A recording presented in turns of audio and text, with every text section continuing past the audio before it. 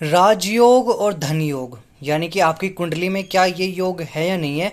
कौन से ऐसे योग है जो आपको आईएएस, पीसीएस, नेता, मंत्री या जज बनाने तक की ताकत रखते हैं। यदि आपकी कुंडली में ये सारे योग हैं, ये सारे संजोग बने हुए हैं, तो आप इन चीज़ों में ज़रूर जाओगे। आपको इन चीज़ों में ज़रूर जाना चाहिए, इन चीज़ों में आपका कल्याण ज़रूर होगा। तो चलिए, स्वागत है आपका फिर से एक नए वीडियो के अंदर नवग्रह ज्योतिष चैनल को। उम्मीद करता हूँ आपने सब्सक्राइब कर लिया होगा। और बिना देरी करे हुए चलिए इस वीडियो को स्टार्ट करते हैं। तो कौन से ऐसे योग बनते हैं। सबसे पहली चीज़, आपकी कुंडली में कोई भी 3 ग्रह उच्च के हो जाए ना। यदि कोई भी कुंडली के ग्रह उच्च राशि में आ जाए, देखो जैसे मैंने यहाँ पर लास्ट वीडियो में बताया था, ये ग्रह होते हैं, ये इन राशियों के स्वामी होते हैं। ये जैसे सूर्य है, ये 1 नंबर की राशि में उच्च का होता है, 7 नंबर की राशि में नीच का होता है। तो यदि कुंडली में कोई भी 3 ग्रह उच्च के हो जाए तो आपका ये चीज़ बहुत अच्छी बनती है, यानी कि आप इन चीज़ों में जा सकते हो। पहली चीज़ आपको ये चेक करनी है। दूसरी चीज़ क्या चेक करनी है कि आपका जो लग्नेश है और जो आपका धनेश है, लग्नेश जो है वो क्या होना चाहिए, उच्च राशि में होना चाहिए। और दसमेश और नौमेश उच्च के होने चाहिए। जैसे कि ध्यान से सुनना, लग्नेश जैसे कि जो पहला घर है उसका स्वामी, जैसे कि पहला घर में 10 लिखा हुआ है तो 10 नंबर का स्वामी आप यहाँ से चेक कीजिए। 10 नंबर का स्वामी होता है शनि।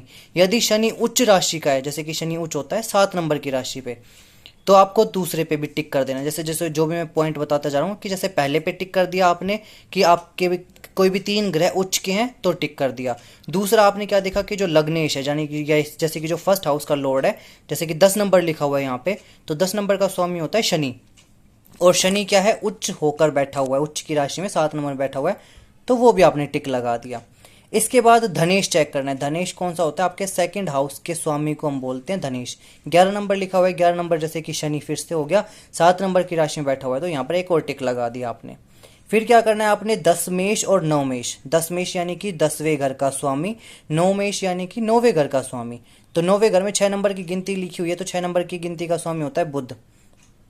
और बुध किस राशि में उच्च का होता है, 6 नंबर की राशि में उच्च का होता है। तो ये भी है अगर, तो आपको टिक लगा देना है।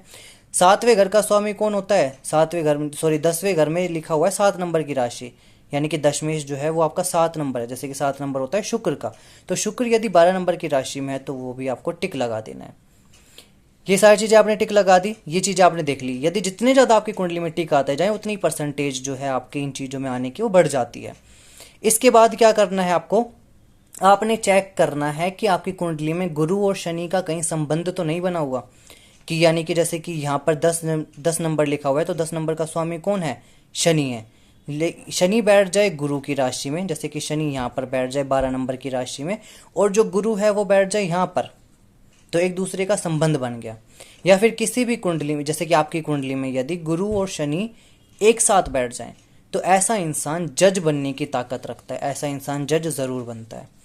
और क्या कहा जाता है कि यदि आपकी कुंडली में सूर्य जो है वो 10वें घर में है, सूर्य जो है वो 10वें घर में बैठ जाए, तो ऐसा इंसान अपने पूरे जो घर है, यानी कि घर के जितने भी सदस्य हैं, पूरे पीढ़ी दर पीढ़ी में सबसे ऐसा इंसान होता है जो कि अपना नाम बनाने वाला होता है, घर में अपना नाम बनाने वाला होता है ऐसा इंसान।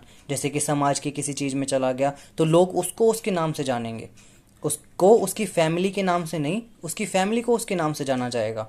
तो ये सूर्य करवाता है यदि वो 10वें घर में है तो।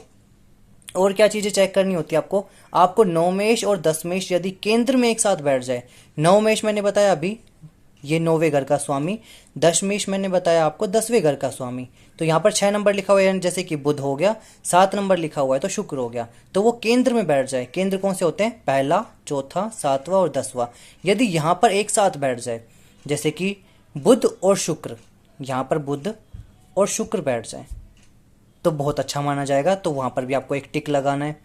बुध और शुक्र एक साथ ना होकर केंद्र में भी अगर बैठे हुए हो तो भी आपको रिजल्ट देंगे, ठीक है। लेकिन बस शर्त क्या है, छोटी सी शर्त, या आप टिक तो बहुत सारे लगा लोगे, शायद मिल भी जाएंगे, लेकिन इसके अंदर जो नोट करना है आपको, जो शर्त है वो क्या है, शर्त ये है कि ग्रहों की जो डिग्री है वो कम नहीं होनी चाहिए। यानी कि जो ग्रहों का अंश है वो कम नहीं होना चाहिए। ग्रहों का अंश कम मैंने बताया था कि 0 से लेकर और 5 डिग्री तक का होता है, तो हम उसको अस्त मानते हैं, हम कम मानते हैं उसको, अस्त नहीं मानते, सॉरी, डिग्री, उसका प्रभाव कम मानते हैं। और यदि 25 से 30 डिग्री के बीच में हो तो भी हम उसका असर कम मानते हैं, क्योंकि ये होती है उसकी बालावस्था, ये होती है वृद्धावस्था। तो यदि आपकी कुंडली में ग्रहों को आपने देखा है और यदि वो 0 से 5 डिग्री के बीच में या 25 से 30 डिग्री के बीच में, तो उस टिक को आपने हटा देना है। ठीक है, एक तो आपने ये चीज़ चेक करनी है। दूसरा आपने चेक करना है कि आपकी कुंडली में सूर्य और चंद्रमा, क्योंकि देखो सूर्य कोई भी राजयोग है, कोई भी अगर है तो वो भोगने वाले तो हम ही होते हैं ना। सूर्य क्या है हमारा, चंद्रमा हमारा मन है, सूर्य हमारी आत्मा है। तो अगर हमारा मन और आत्मा ही सही ढंग से अच्छे रहेंगे तभी तो हम इन राजयोग को, धन योग को भोग पाएंगे। तो इस चीज़ को आपका ध्यान रखना है। सूर्य और चंद्रमा आपकी कुंडली में बलवान होने चाहिए। बलवान का मतलब क्या, बलवान से मैं क्या समझाऊं आपको। बलवान का मतलब क्या होगा, बलवान का मतलब ये होगा कि जो सूर्य है वो आपका 5 नंबर की राशि में बैठा हुआ हो या 1 नंबर की राशि में बैठा हुआ हो। ठीक है, या फिर जो चंद्रमा है वो 4 नंबर की राशि में या 2 नंबर की राशि में बैठा हुआ हो, तो ऐसा चंद्रमा बलवान होता है। ठीक है, मित्र की राशि में बैठा हुआ हो तो भी अच्छा माना जाएगा। ठीक है, लेकिन शत्रुओं की राशि में नहीं होना चाहिए और नीच का नहीं होना चाहिए। यदि आपकी कुंडली में सूर्य और चंद्रमा, जैसे कि सूर्य 7 नंबर की राशि में और चंद्रमा 8 नंबर की राशि में बैठा हुआ है, तो वो आपको फल नहीं देंगे क्योंकि वो नीच के हो चुके हैं। जैसे कि आपका जो अब आत्मा है, जो आपका मन है, वो ही सही ढंग से अब काम नहीं करेगा क्योंकि सूर्य और चंद्रमा उसको नहीं करने देंगे। तो पहले आपको रेमेडी करनी पड़ेगी, सूर्य और चंद्रमा को बल देना पड़ेगा, फिर उसके बाद आपको ये काम करना पड़ेगा। तो ये था आपकी कुंडली का योग, राजयोग, धन योग, जो कि बताता है कि आपकी समाज में मान, प्रतिष्ठा, पद कैसा रहेगा। तो कैसा लगा ये लेक्चर मुझे कमेंट करके ज़रूर बताइएगा। और अगर कोई भी डाउट हो तो आप मुझे मेरी इंस्टाग्राम आईडी पॉजिटिव शर्मा 23 पर जाकर मैसेज कर सकते हैं। कोई भी डाउट हो तो वहाँ पर, अगर आप अपनी कुंडली का कंसल्टेशन भी चाहते हो तो मुझे इंस्टाग्राम पर मैसेज कर सकते हो। चलिए, मुलाकात होगी आपसे आपकी एक नई वीडियो में। तब तक के लिए जय श्री राम, जय बजरंग बली।